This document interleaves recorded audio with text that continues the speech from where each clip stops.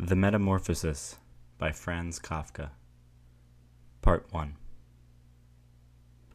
When Gregor Samsa woke one morning from troubled dreams, he found himself transformed right there in his bed into some sort of monstrous insect.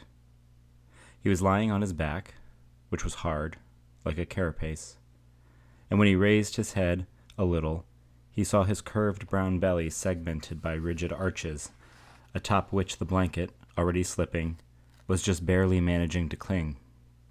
His many legs, pitifully thin compared to the rest of him, waved helplessly before his eyes. "What in the world has happened to me?" he thought. It was no dream.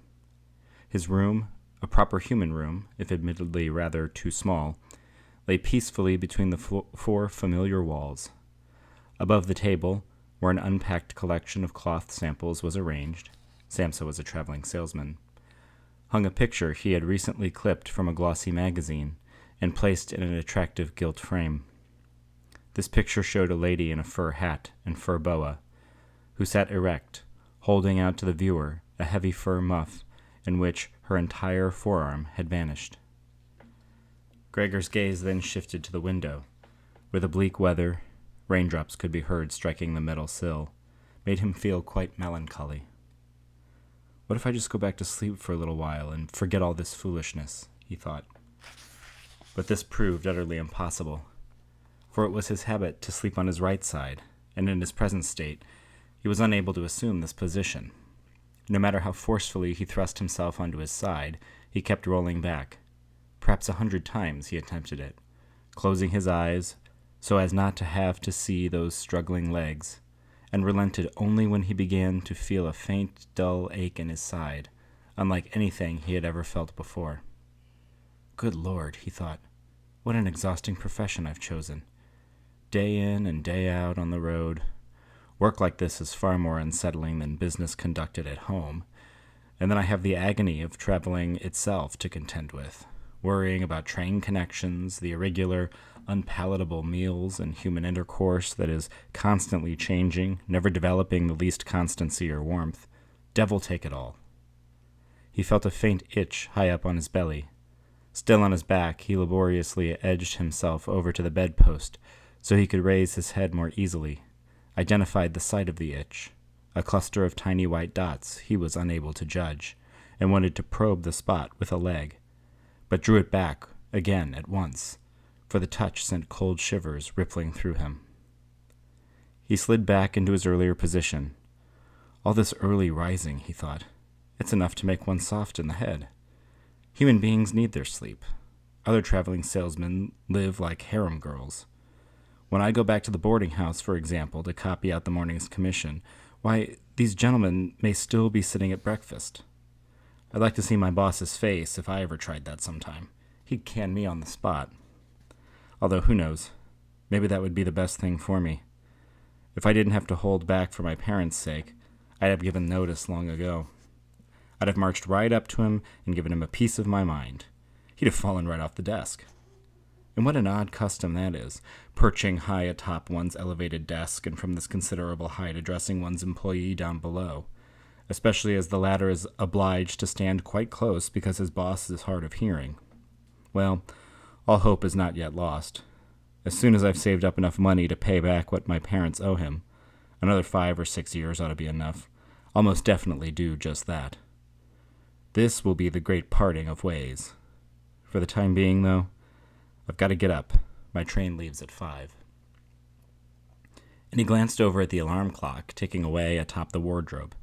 Heavenly Father, he thought. It was 6:30, and the clock's hands kept shifting calmly forward. In fact, the half-hour had already passed. It was getting on towards 6:45. Could the alarm have failed to ring?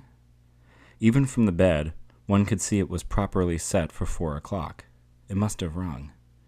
Yes, but was it possible to sleep tranquilly through this furniture-shaking racket? Well, his sleep hadn't exactly been tranquil, but no doubt that's why it had been so sound. But what should he do now? The next train was at 7 o'clock. To catch it, he would have to rush like a madman, and his sample case wasn't even packed yet. And he himself felt far from agile or alert. And even if he managed to catch this train, his boss was certain to unleash a thunderstorm of invective upon his head, for the clerk who met the 5 o'clock train had no doubt long since reported Gregor's absence. This clerk was the boss's underling, a creature devoid of backbone and wit. What if he called in sick? But that would be mortifying, and also suspicious, since Gregor had never once been ill in all his 5 years of service. No doubt his boss would come calling with the company doctor, would reproach Gregor's parents for their son's laziness, silencing all objections by referring them to this doctor in whose opinion there existed only healthy individuals unwilling to work. And would the doctor be so terribly wrong in this instance? Aside from a mild drowsiness that was certainly superfluous after so many hours of sleep, Gregor felt perfectly fine. In fact, he was ravenous. While he was considering these matters, with the greatest possible speed, yet still without managing to make up his mind to leave the bed, the clock was just striking 7:15. A timid knock came at the door. At the head of his bed, "Gregor," a voice called. It was his mother. "It's 7:15. Didn't you want to catch your train?" That gentle voice. Gregor flinched when he heard his own in response. It was unmistakably his old voice, but now it had been infiltrated as if from below by a tortured peeping sound that was impossible to suppress, leaving each word intact, comprehensible, but only for an instant before so completely annihilating it as it continued to reverberate that a person could not tell for sure whether his ears were deceiving him. Gregor had meant to give a proper response, explaining everything, but under the circumstances he limited himself to saying, "Yes, thank you, Mother. I'm just getting up."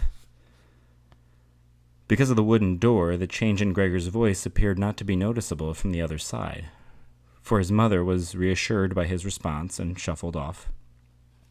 But their brief conversation had alerted the other family members that Gregor was unexpectedly still at home, and already his father was knocking at one of the room's side doors softly, but with a fist. "Gregor? Gregor," he called. "What's the problem?" And after a short while he repeated his question in a deeper register. "Gregor! Gregor!" Meanwhile, at the other side door came his sister's faint lament. "Gregor, are you feeling unwell? Do you need anything?" "Just a second," Gregor answered in both directions at once, making an effort by enunciating as clearly as possible and inserting long pauses between his individual words to remove anything conspicuous from his voice.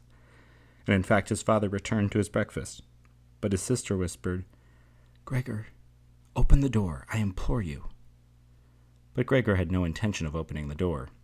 He praised the cautious habit he had acquired while traveling of locking all his doors at night, even at home. First, he would get up calmly and undisturbed. He would get dressed, and above all have breakfast, and only then would he consider his next steps. For all these supine contemplations, he suddenly realized, would yield no useful results. He recalled often having felt mild aches and pains in bed, caused perhaps by lying in an awkward position. And this pain had then proven to be a figment of his imagination the moment he got up. He was curious to see how this morning's imaginings would gradually fade. The change in his voice was nothing more than the harbinger of a proper head cold, an occupational hazard among traveling salesmen. This he doubted not in the least. It was simple enough to rid himself of the blanket. He needed only puff himself up a bit, and it fell right off. But the rest proved difficult, not least because he was so exceedingly wide. He would have needed arms and hands to prop himself up, but instead all he had were these many little legs, variously in motion, that he was unable to control.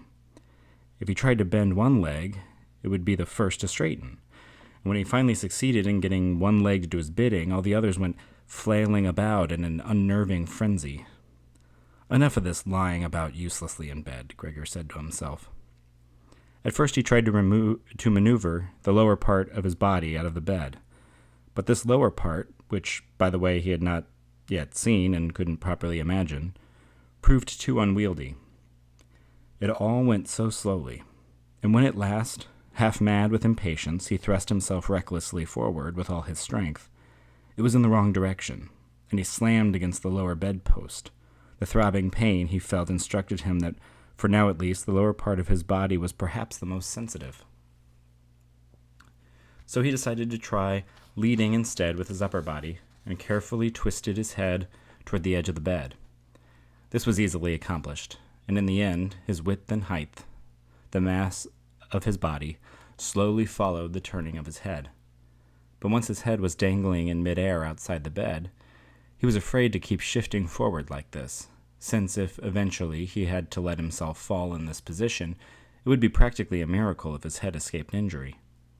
And right now, he had to keep his wits about him at all costs, even if it meant staying where he was. But when, sighing after redoubled efforts, he found himself lying there as before, watching his little legs engaged in their struggles, perhaps more flailingly now, and seeing no possible way to bring calm or order to this chaos, he told himself once more that he could not possibly remain lying here any longer, and that the most sensible thing would be to sacrifice anything and everything as long as there remained even the slightest hope of liberating himself from the bed. Simultaneously, though, he continued to remind himself that calm consideration, indeed the calmest consideration, was far preferable to resolution seized on in despair. At such moments, he fixed his eyes as sharply as possible on the window, but regrettably, the view of the morning fog, which veiled even the far side of the narrow street, offered little by way of optimism and good spirits. 7 o'clock already, he said to himself as the clock struck once more, and already 7 and still such dense fog. And for a little while he lay there quietly, his breathing shallow, in the expectation, perhaps, that this perfect silence might possibly restore the real and ordinary state of things. Then he said to himself, "Before it strikes 7:15, I must absolutely have gotten myself completely out of bed. Besides, by then someone will have come from the office to inquire after me, as the office opens before 7. And he now set himself to rocking his body out of the bed as evenly as possible along the entire length. If he allowed himself to fall from the bed like this, his head, which he intended to lift up cleanly as he fell, would in all likelihood remain unharmed. His back seemed to be hard. Surely it would sustain no damage as he fell to the rug. His greatest concern was what to do about the loud crash that would clearly result, no doubt calling forth not terror, perhaps, but certainly alarm behind each door. Nonetheless, it would have to be ventured.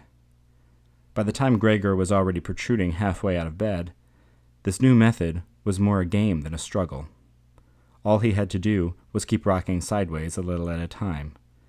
It occurred to him how simple things would be if only someone came to his aid. 2 strong individuals. He was thinking of his father, and the maidservant would suffice. All they'd have to do was to slip their arms beneath his curved back to scoop him out of bed, then crouch down with their burden and wait patiently for him to flip himself over onto the floor, where he hoped those tiny legs of his would take on some meaning. But even aside from the fact that the doors were locked, should he really call for help? Despite his distress, he couldn't help smiling at the thought. Already he had reached the point where the vigorous rocking motion was making it almost impossible for him to keep his balance. And soon he would have to make up his mind and take the plunge, for 7:15 was only 5 minutes away. When the front doorbell rang, "It's someone from the office," he said to himself, and nearly froze while his legs went on scrabbling, all the more frantically. For a moment, all was still. "They won't answer," Gregor said to himself, caught up in some deluded hope. But then, of course, as always, the maid strode resolutely to the door and opened it. Gregor needed only hear the visitor's first words of greeting to know who it was. The general manager himself. Why, oh why, was Gregor condemned to serve in a firm where even the most negligible falling short was enough to arouse the greatest possible suspicion? Was every last one of the firm's employees a scoundrel? Was there not a single loyal, devoted soul among them who would be driven mad by pangs of conscience should he fail to make the best possible use of even just a few morning hours for his employer's benefit, such that his guilt would render him virtually incapable of rising from his bed? Would it really not have sufficed to send an apprentice to inquire, if indeed such inquiries were necessary at all? Did the general manager have to come in person?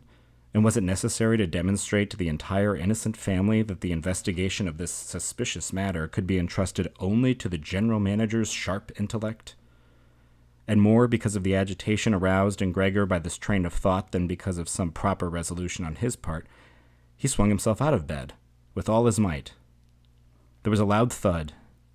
You couldn't really call it a crash. The rug cushioned the impact a little, and since his back was more elastic than he thought, the resulting sound was muffled and not so obvious. But he hadn't managed to hold his head up carefully enough, and had bumped it. He turned it this way and that, pressing it against the rug in his vexation and pain. Something just fell in there, the general manager now said in the room on the left. Gregor tried to imagine whether anything like what he was now experiencing could ever befall the general manager. The possibility must certainly be admitted, but as if brusquely dismissing the question, the manager now took a few purposeful steps in the next room, making his patent leather boots creak. From the room on the right came the whisper of Gregor's sister informing him, "Gregor, the general manager is here." "I know," Gregor murmured, but he didn't dare raise his voice high enough for his sister to hear. "Gregor," his father now said from the room on the left, "the general manager has come to inquire why you failed to depart by the early train. We don't know what to tell him. Besides, he'd like to have a word with you in person, so please, open the door.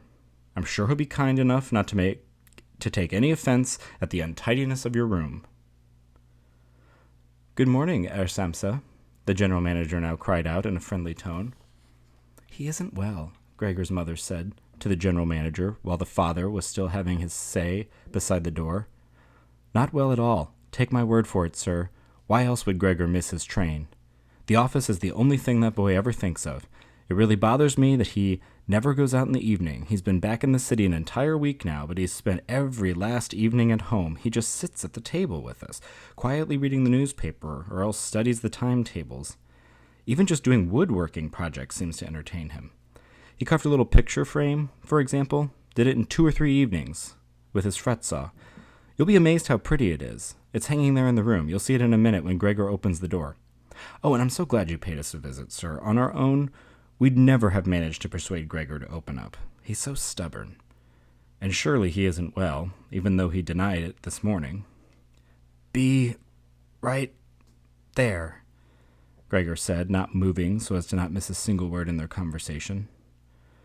"No other explanation, madam, is conceivable to me," the general manager said. "Let us hope it is nothing grave, though, on the other hand, I would note that, as businessmen, fortunately or unfortunately, as one will, we are very often obliged to suppress indispositions out of consideration for the firm." "So are you ready to let the general manager in?" Gregor's impatient father asked, knocking again at the door. "No," Gregor responded. In the left-hand room, horrified silence, while in the room on the right, Gregor's sister began to sob. Why didn't his sister go to join the others? She must have just gotten out of bed and not yet begun to dress. And why was she crying? Because he wasn't getting up and opening his door to the general manager? Because he was in danger of losing his position? And because his boss would then start hounding his parents once more over their ancient debt? For the time being, all such worries were assuredly unnecessary. Gregor was still here, and abandoning his family was the farthest thing from his thoughts. At the moment, to be sure, he was lying on the rug, and no one familiar with his current state would seriously expect him to let the general manager in. But surely he wouldn't be sent packing just like that because of so trivial an act of discourtesy, for which it would be simple enough to find an appropriate excuse later on. And it seemed to Gregor it would be far more sensible to just leave him in peace rather than disturbing him with all this weeping and cajoling. But the others were distressed by the uncertainty of it all. Their behavior was understandable.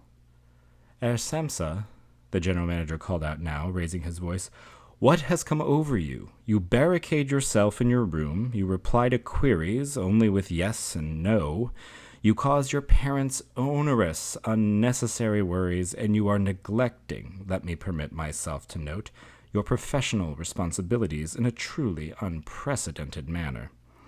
I speak here in the name of your parents, as well as your employer, and in all seriousness must ask you for a clear and immediate explanation.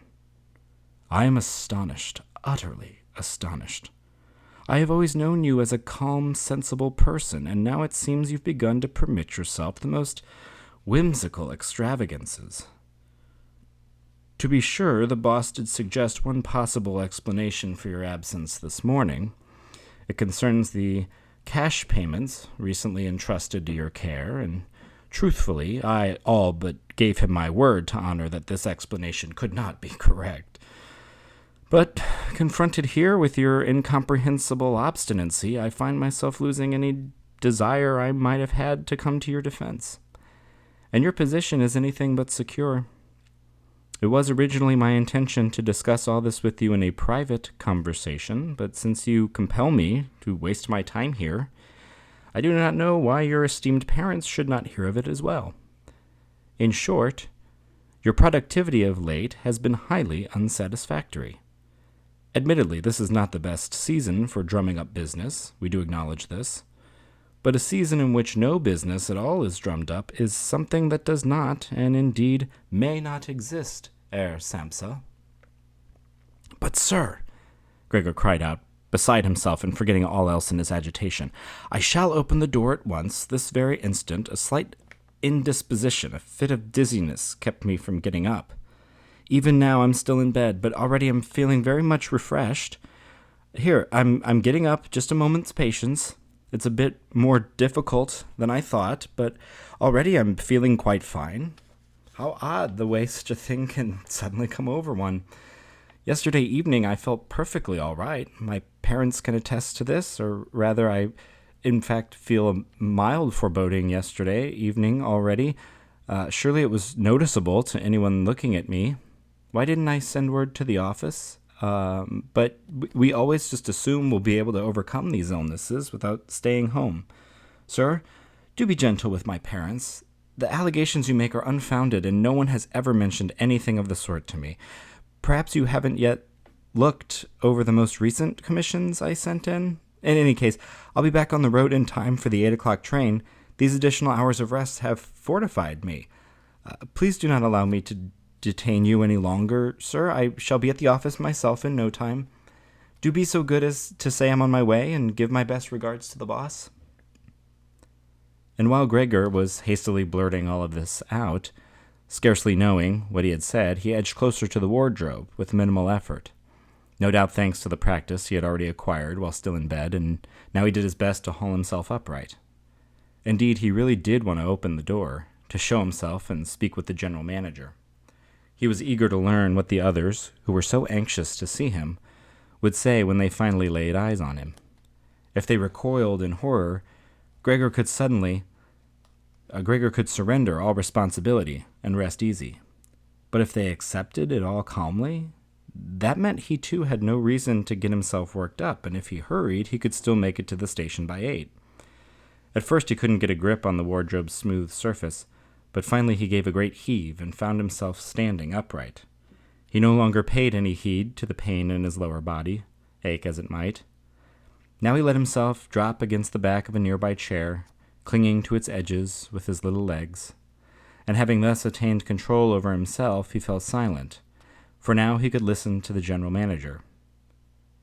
"Did you understand a single word?" the manager was asking Gregor's parents. "Surely he isn't trying to make fools of us. For heaven's sake," Gregor's mother cried, already weeping. "He might be gravely ill, and here we are tormenting him." Greta, she cried out. "Mother?" Gregor's sister called from the other side. They were communicating through Gregor's room. "You must go for the doctor at once. Gregor is ill. Quick, fetch the doctor. Did you hear him speaking just now?" "That was an animal's voice," the general manager said, speaking in noticeably subdued tones compared to the cries of Gregor's mother. Anna! The father shouted into the kitchen through the vestibule, clapping his hands. "Run and fetch a locksmith. Hurry!" And already the two girls were racing through the vestibule, their skirts rustling. How had Gregor's sister possibly gotten dressed so quickly? And flung open the front door. There was no sound of the door closing again. No doubt they had left it standing open, as one sees with apartments in which a great calamity has occurred. But Gregor was far less troubled now. Even though the others were no longer able to understand his words, though they had seemed to him clear enough, clearer than in the past, perhaps because his ear had grown accustomed to their sound, they were now convinced that things were not right with him, and were prepared to offer help. The confidence and conviction with which these first arrangements had been made comforted him. He felt drawn once more into the circle of humankind, and was expecting both the doctor and the locksmith, without properly differentiating between the two, to perform magnificent, astounding feats.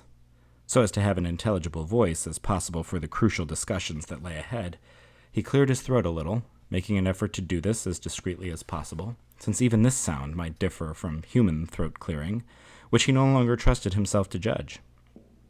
In the next room, meanwhile, all was quiet. Perhaps his parents sat whispering at the table with the general manager, or perhaps all of them were leaning against the door, listening.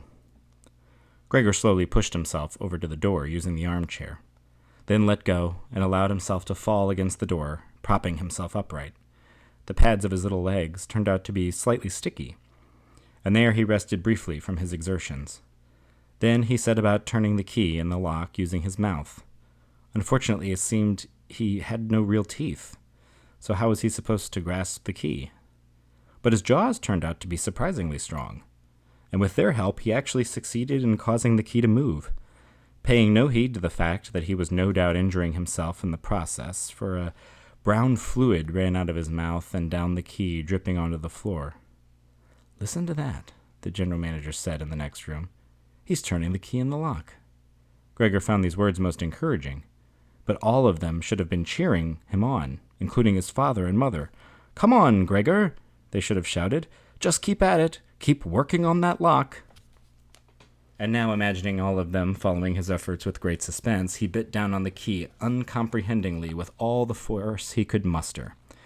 With each revolution of the key, he danced about the lock, holding himself upright, using only his mouth, and, as needed, either clinging to the key or using the entire weight of his body to press it down.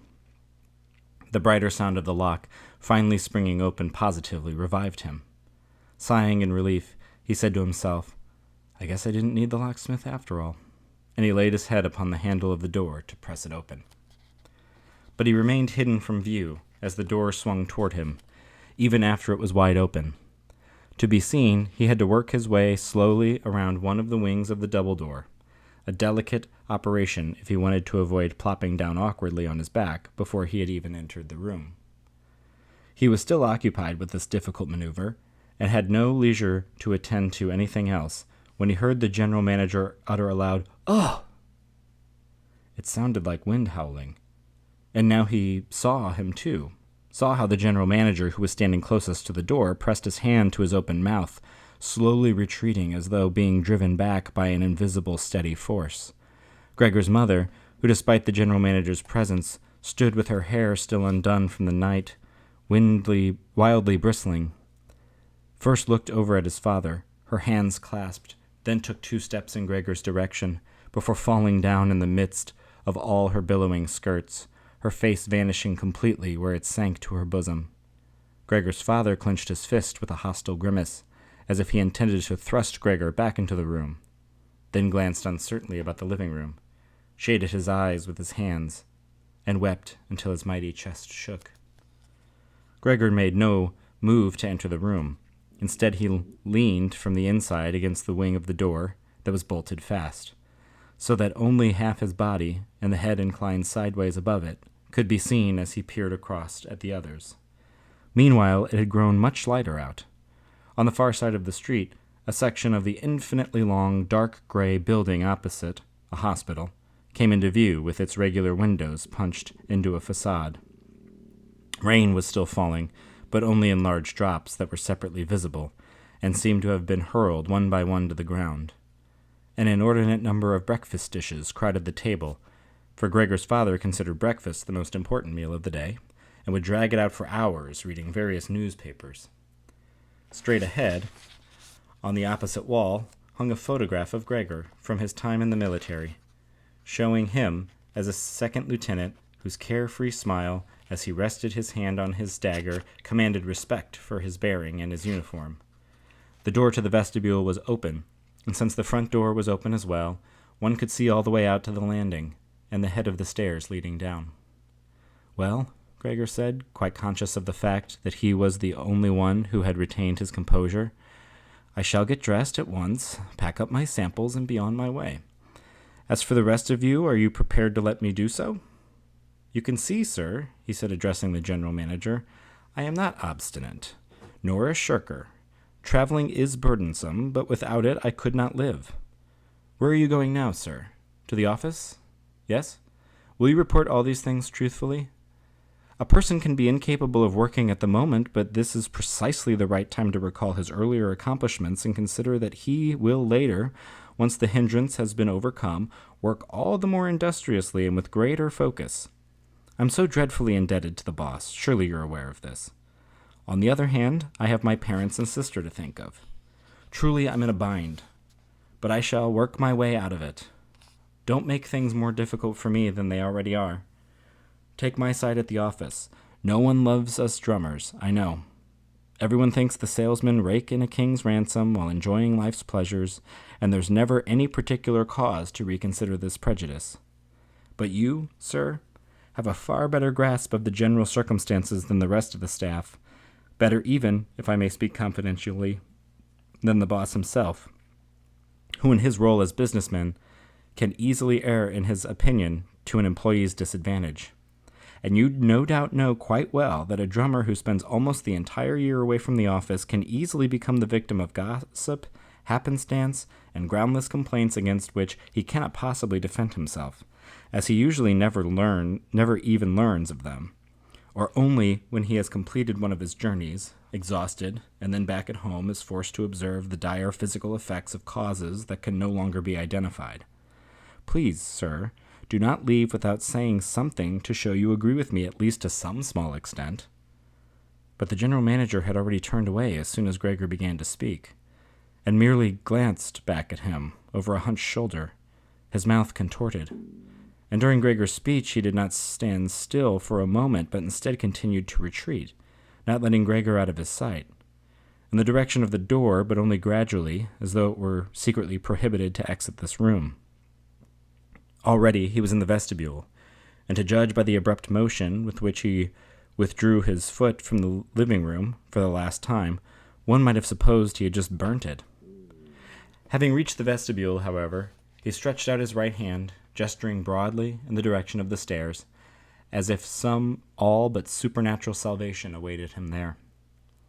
Gregor realized he could not possibly allow the general manager to depart in his present frame of mind, if his own position in the firm was not to be put in the gravest jeopardy. His parents didn't fully comprehend his situation. Over these long years, they had formed the conviction that Gregor was provided for in this office for life, and besides, they were so preoccupied with their present worries that they were bereft of all foresight. But Gregor had this foresight. The general manager would have to be detained, reasoned with, convinced, and finally won over. After all, Gregor's future, and that of his family, depended on it. If only her sister were here. She was clever. She had already begun to weep while Gregor was still lying quietly on his back.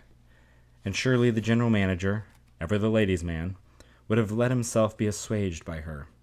She would have closed the front door of the apartment and talked him out of his fear in the vestibule. But his sister was not there. So Gregor himself would have to act.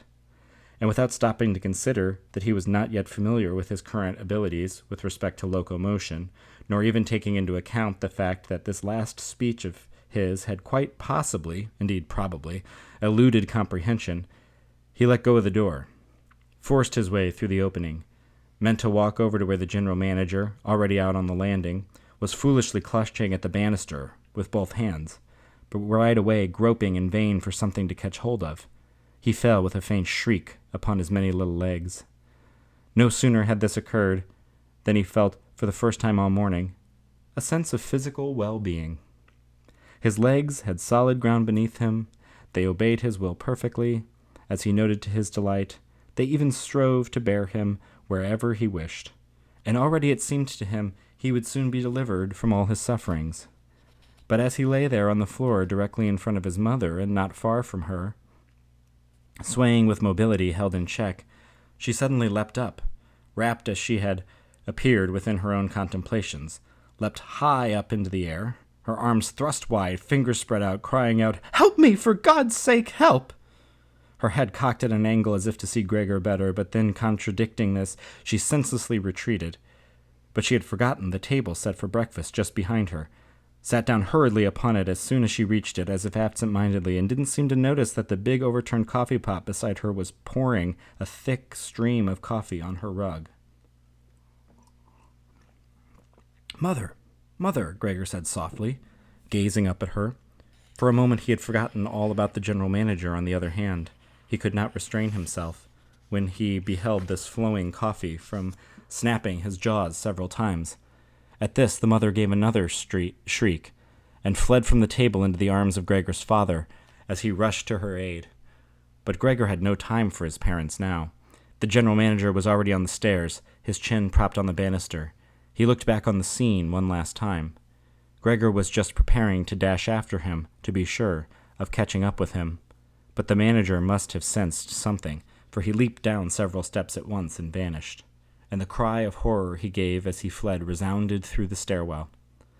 Unfortunately, the manager's flight now appeared to utterly discombobulate Gregor's father, who, up till then, had been relatively composed, for instead of running after the manager himself, or at least not hindering Gregor in his own pursuit, he seized the manager's walking stick in one hand. It had been left lying on an armchair along with his overcoat and hat. With the other, took up a large newspaper from the table, and set about driving Gregor back into his room with a great stamping of feet, brandishing both newspaper and stick. All Gregor's entreaties were in vain, nor were they even understood, for as submissively as he might swivel his head, his father only stamped his feet all the more ferociously. Across the room, his mother had flung open the window despite the chilly weather, and, leaning out, she pressed her face into her hands far outside the window frame. Between street and stairwell, a powerful draught arose. The window curtains flew into the air, the newspapers on the table rustled, and a few pages scudded across the floor. Inexorably, Gregor's father drove him backward, uttering hissing sounds like a wild man. But Gregor had no practice at all in reverse locomotion, and his progress was very slow. If only he had been permitted to turn around, he'd have been back in his room at once. But he was afraid of provoking his father's fury with this time-consuming maneuver, and at any moment a fatal blow from the stick in his father's hand might come crashing down on his back or head. In the end, though, he had no alternative. Horrified, he realized he was incapable of controlling his direction, and so he began, with constant, anxious glances back at his father, to turn around as quickly as he could, which in fact was rather slowly. Perhaps his father discerned his good intentions, for he did not hinder him in this operation, but instead even guided his rotation here and there from a distance, using the tip of his stick. If only his father were not making that unbearable hissing noise. It made Gregor lose his head completely. He had already turned almost all the way around when, still with this hissing in his ear, he became confused and started turning back in the wrong direction. But when finally he succeeded in positioning his head in front of the doorway, it turned out that his body was too wide to fit through the opening. And of course, his father's current state, it could not possibly have occurred to him to open the door's other wing to create an adequate passage. He was fixated on the notion that Gregor must disappear into his room as quickly as possible. Never would he have tolerated the complicated preparations necessary for Gregor to prop himself up so as possibly to pass through the door in an upright position. Instead, as though there were no obstacle at all, he now drove Gregor before him, raising a great din. What Gregor heard at his back no longer resembled the voice of merely a single father. It was do or die, and Gregor thrust himself, come what would, into the doorway. One side of his body tilted up, rising at an angle as he pressed forward, scraping his one flank raw and leaving ugly stains behind on the white door. And soon he was wedged tight, unable to move on his own, on one side, his little legs dangled, trembling in midair, while on the other they were crushed painfully beneath him. Then his father administered a powerful shove from behind, a genuinely liberating thrust that sent him flying, bleeding profusely into the far reaches of his room. The door was banged shut with a stick, and then at last all was still.